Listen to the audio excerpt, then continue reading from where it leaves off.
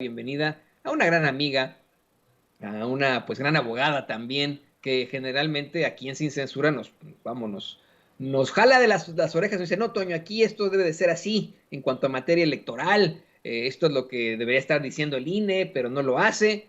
Ella sí se la sándwich para que vea. Por supuesto que me refiero a la queridísima Laura Ceballos. Querida Laura, ¿cómo te va? Bienvenida a Sin Censura.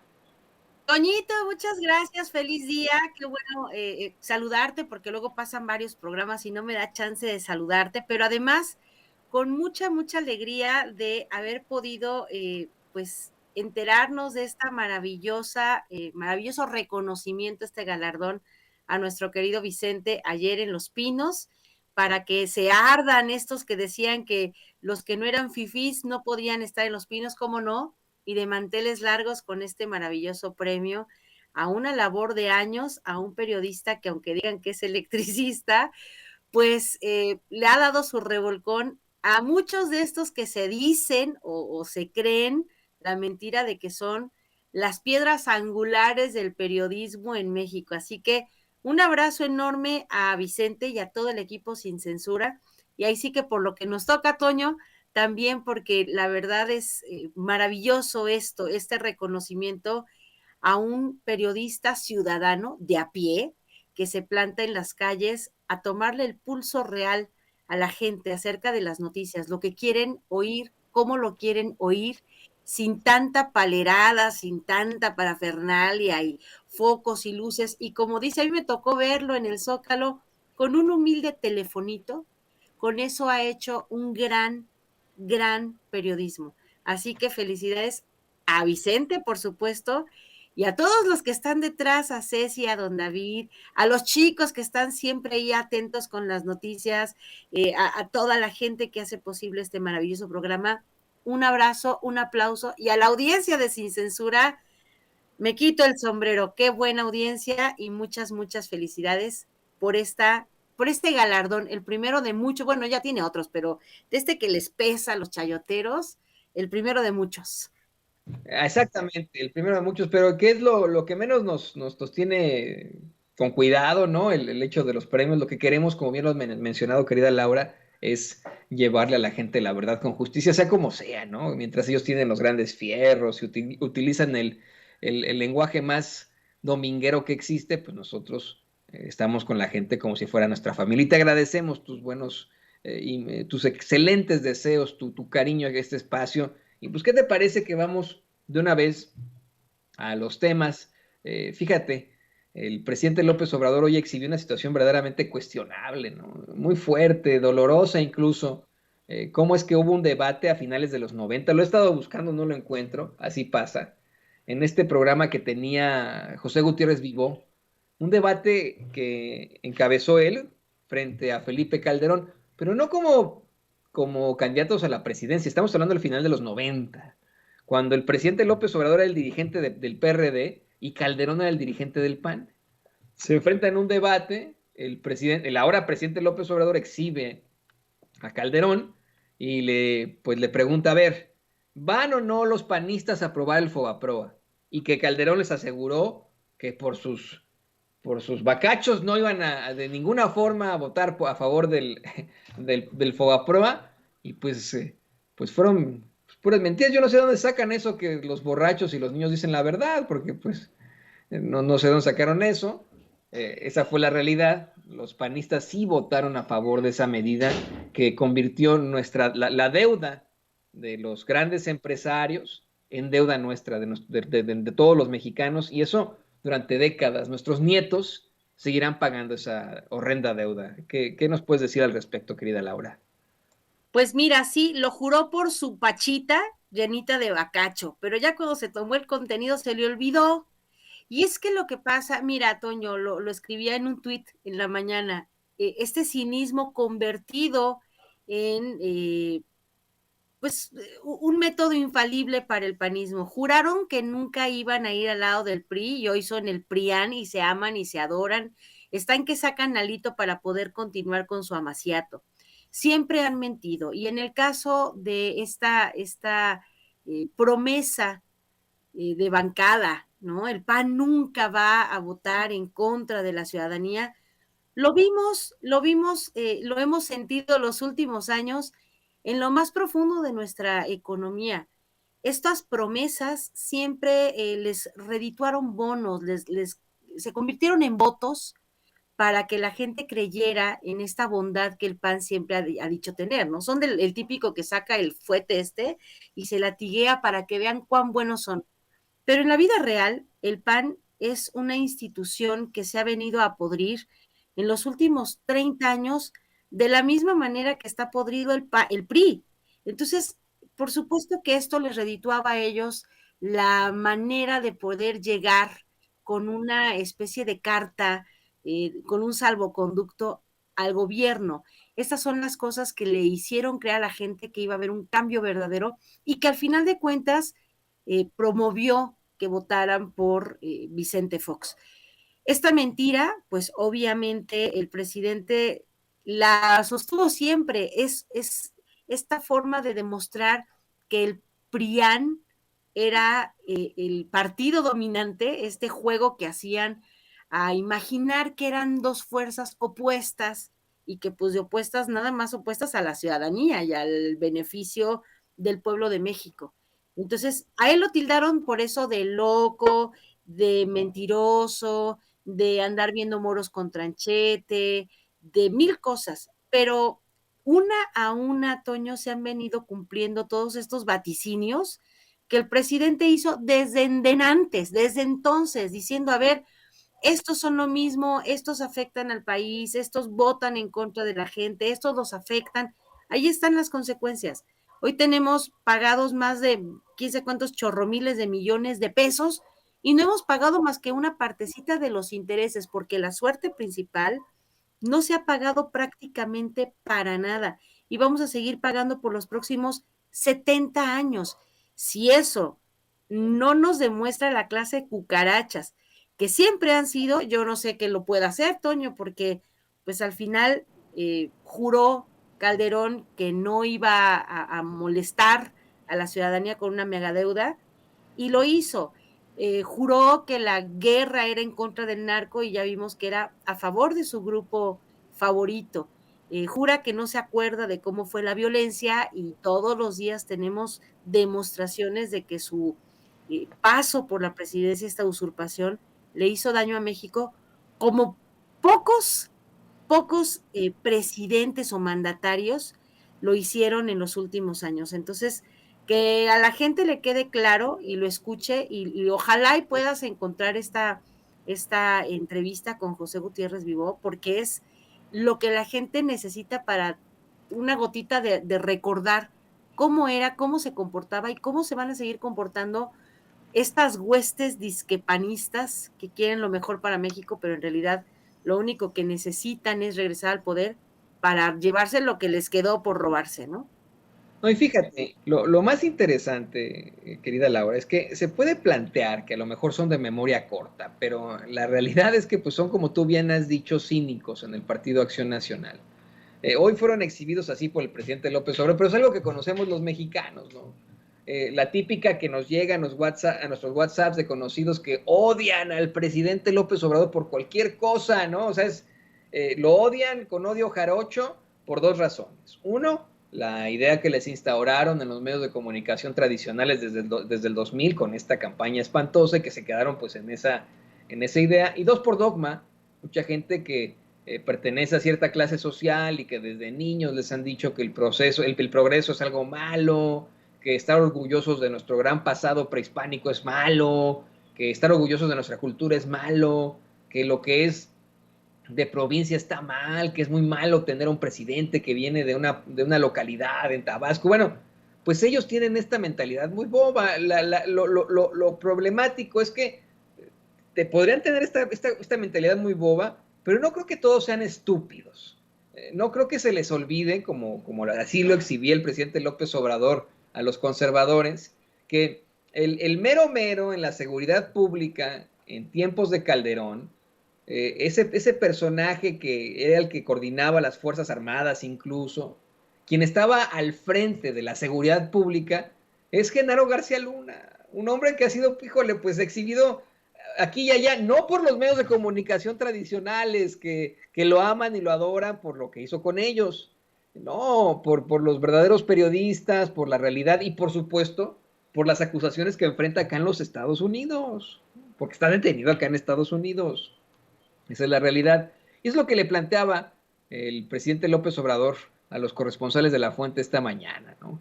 Que se les olvida que la seguridad pública está en manos de la delincuencia y que ahora el secretario de Seguridad Pública, Felipe Calderón, Genaro García Luna, pues está preso en Estados Unidos porque se le acusa de proteger a narcotraficantes, pero que pues bien que se desgarran las vestiduras diciendo que qué barbaridad, se va a militarizar el país cuando había masacres en los gobiernos neoliberales y eso pues nunca lo cuestionaron, querida Laura. Sí, justo yo escribí una columna para el noticiero de Sin Línea el viernes, se publica hoy a las 6, pero ya está el texto ahí en el portal de Sin Línea y explicaba yo justo esta idea trasnochada con la que quieren siempre engañar a la gente. Dicen, no a la militarización, se les olvida que México vivió un régimen de terror a mano de los militares desde los años 60, 68 para acá. Nos tocó ver cualquier cantidad de masacres perpetradas precisamente por un ejército sacado a las calles para no respetar la ley porque no había una ley que lo sujetara. Se les olvida que fueron desmantelando el país, desmantelando las policías. Hoy no hay una sola corporación policíaca de algún estado que diga yo me la rifo y tengo a los mejores elementos de policía estatal del país. No hay, Toño. No había cuando en 2018 llegó el presidente una policía, entonces la Policía Federal, que verdaderamente soportara un examen básico de confianza. No habían elementos que pudieran mantenerse en las labores de seguridad que no estuvieran manchados. Digo, seguramente habrá algunas excepciones que serán como 3, y eso a lo mejor no sobran personas, pero en México no había ni un marco legal, ni una preparación logística, ni había un mando que pudiera verdaderamente hacerse cargo del comportamiento de los policías, de los militares. Eso era militarización a lo tarugo. Entonces empezamos con un acto en contra de los estudiantes en 1968 y terminamos con otro acto en contra de estudiantes con los chicos de Ayotzinapa. Y creo que eso nos da cuenta de que más de 50 años de mala militarización, de mala policía, nos causó el estar en donde estamos. Entonces, estos que gritan no a la militarización y ya dejen de echarle la culpa al pasado, lo hacen precisamente por esta tara, porque están tarados, están absolutamente manipulados por estos periodistas que también apuntaba el maestro Ricardo Sevilla, que no informan lo que deben de informar, que siguen dando atolito con el dedo a la gente y la siguen engañando, pero lo que hay que entender es que cuando estos grupos de poder manejaron la seguridad, se le entregaron precisamente a los delincuentes. Y en este texto explico, digo, a ver, el maestro Francisco Cruz lo ha dicho innumerables veces y lo ha expuesto de una manera magistral en este libro, pues escalofriante, del monstruo que fue García Luna y que hoy por fortuna está atrapado allá en Estados Unidos, en Nueva York, pero en este señor de la muerte en el que confiaron la seguridad y era el principal promotor de todos los delitos en contra de la ciudadanía. Acabo de tener un programa ahorita hace un ratito con Mari Sainz hablando de esta fabricación de culpables. Entonces, Toño, qué bueno que hoy tenemos la oportunidad de tener un presidente que nunca se ha caracterizado por ser mentiroso, que lo han tachado porque ha dicho las cosas por su nombre, que ha apostado por la paz, que no se ha dedicado a echar bala como otros sujetos que no tenían la más mínima idea de cómo llevar a cabo las tareas de seguridad nacional y que está dándole por fin un marco legal a este grupo que se llama Guardia Nacional. Y con esto termino. Me parece que cuando tú quieres preparar un grupo de élite con tareas de seguridad y sobre todo de retención del uso de la fuerza, que esté bien disciplinado, tú no puedes volver a apostar por un civil que tiene un compadre, un cuñado, que tiene una casa de seguridad y tiene una de policía bancaria y estas jaladas con las que de alguna manera quisieron crear cuerpos de élite para los estados. Acabamos el sexenio de Peña Nieto teniendo a guardias de seguridad bancaria, esos famosos PIBAs, cuidando precisamente la seguridad nacional, porque no había con qué. Entonces, no queremos más García Lunas, ni Tomás Herón, ni ninguno de estos monstruos, estos bodrios que se convirtieron en esta hidra del poder en contra de la ciudadanía y que pues hoy de verdad todas las, como si estuviéramos, no sé, en una especie de lectura de profecías de Amlostradamus, nos dan así una por una la razón de que él estaba en lo cierto y no porque sea un mesías, simplemente porque leyó muy bien en dónde estaba parado México y estos monstruos del poder que al final nos llevaron a estar en esta crisis tan brutal que hoy requiere medidas drásticas pero efectivas, ¿no? Así es, eso es más que un hecho. Yo estoy completamente de acuerdo contigo, Laura. Yo tampoco estuve en su momento de acuerdo con que las botas se mantuvieran en las calles, pero entonces, ¿qué? Nos dimos cuenta de la crisis humanitaria a la que nos enfrentamos los mexicanos y es una medida frente a la situación terrible que tienen en su puerta todos los mexicanos y mexicanas. Esa sí es la realidad. Yo menciono una y otra vez el ejemplo del 11 de septiembre. Acá en Estados Unidos tuvimos ese ataque terrible, un ataque terrorista, y cambiaron las cosas pero para siempre en cuanto a las agencias del orden acá en los Estados Unidos, a los aeropuertos. ¿Por qué cuestionan entonces que una Guardia Nacional pues tuviera un marco legal, como tú bien lo planteas, ¿no? Es verdaderamente ridículo. De hecho, hoy el presidente López Obrador cuestiona a los conservadores, algo que yo también me cuestiono una y otra vez, ¿no?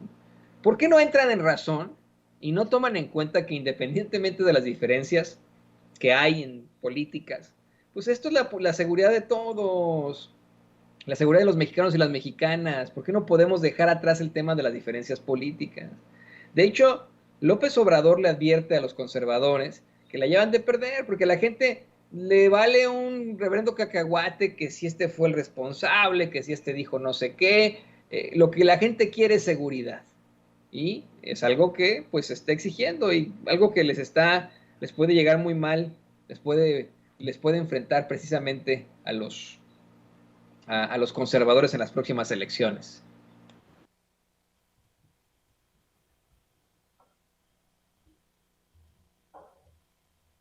Fíjate, sí, sí, sí, es que lo que pasa que creí que iban a poner la nota, por eso me quedé callada.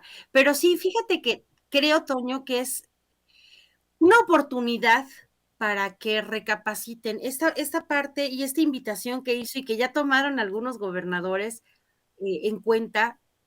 mm, de verdad, vuelvo a lo mismo, no era fácil decirle a los gobiernos recién no sé, recién colocados, digamos que en el puesto, cambiando del régimen del PRI o del PAN a los regímenes de Morena, háganse cargo, ajá, ¿y con qué policía? ¿Con qué estructuras?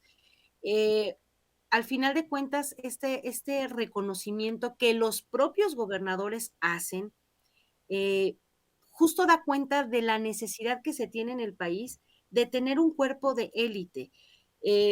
La policía militar, es decir, dentro de la estructura militar, y esto lo puede hablar perfecto el abogado César Gutiérrez, pero dentro de la estructura militar, de los diferentes grupos disciplinarios que hay uno que se llama policía militar y justo lleva a cabo todas las tareas de resguardo, de revisión, que se cumplan las leyes, etcétera. Y en esa misma disciplina han creado eh, y formulado estos marcos de tareas que llevan a cabo en la Guardia Nacional. Y si los propios gobernadores están no solo en respaldo, sino en aceptación de que sin la Guardia en los estados, en sus propias localidades, ellos no podrían hacer nada.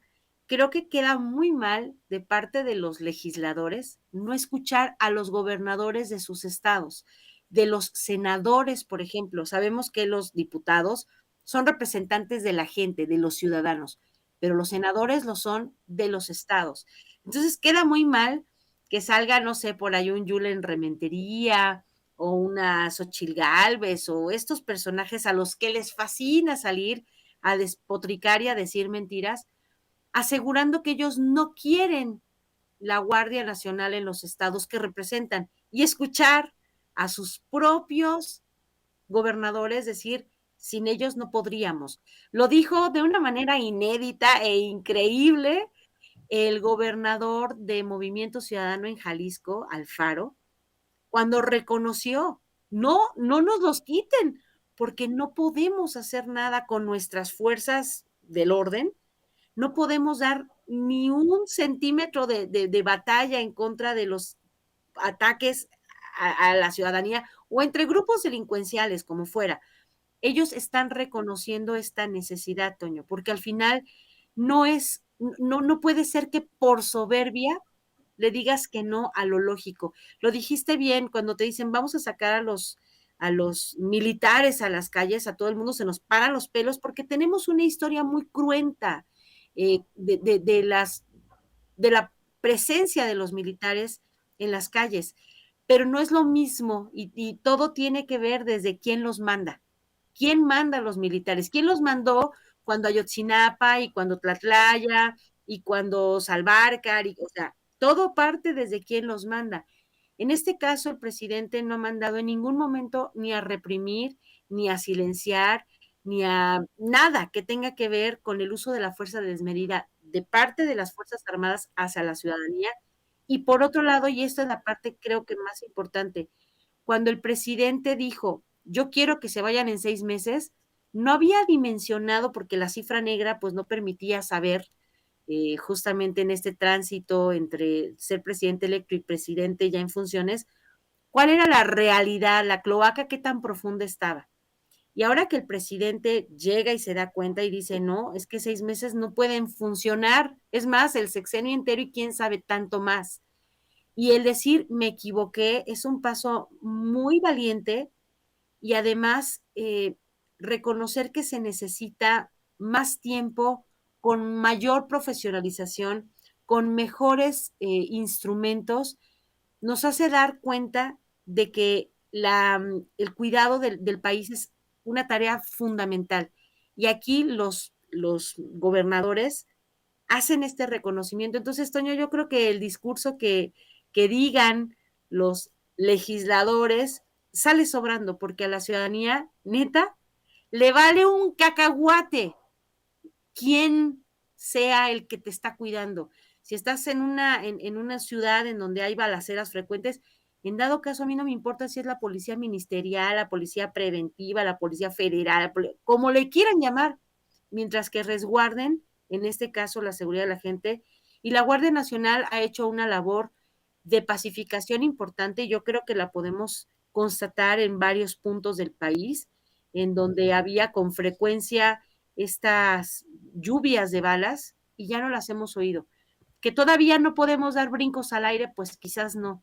Y tenemos que entender una cosa, el día que se puedan regresar por completo a todas las fuerzas castrenses, a los cuarteles, será el día en que impere la paz y no antes, por desgracia. Entonces, como decías, ¿no? O sea, a mí también se me pararon los pelos, pero se me pararían el doble y el triple si en un momento nos dijeran, bueno, que se vayan todos los militares a los cuarteles, que no haya guardia civil. Ajá, y entonces, ¿qué va a haber? ¿Quién? No, ahí sí que quién nos va a salvar de lo que vivimos. Entonces, que se vayan, sí, el día que México pueda presumir de una tranquilidad, de una paz, que sea fruto precisamente de una justicia que empieza en lo social y que tiene como recompensa una disminución en los hechos de violencia y de la gente que participa en estas desgraciadamente frecuentes bandas delincuenciales, ¿no? Definitivamente. Hay que esperar para ver este cambio, en todo caso generacional, y hay que esperar a que en efecto podamos los mexicanos ver esta situación ya distinta, con una fuerza administrada ahora por las Fuerzas Armadas y después veremos, mi querida Laura. Yo te agradezco como siempre tus comentarios y tus explicaciones muy, muy fuertes, muy interesantes aquí en Sin Censura. Por favor, compártenos tus redes sociales. Muy interesante esta columna que publicas ahí en Sin Línea. Por favor, compártenos tus redes sociales, querida Laura Ceballos.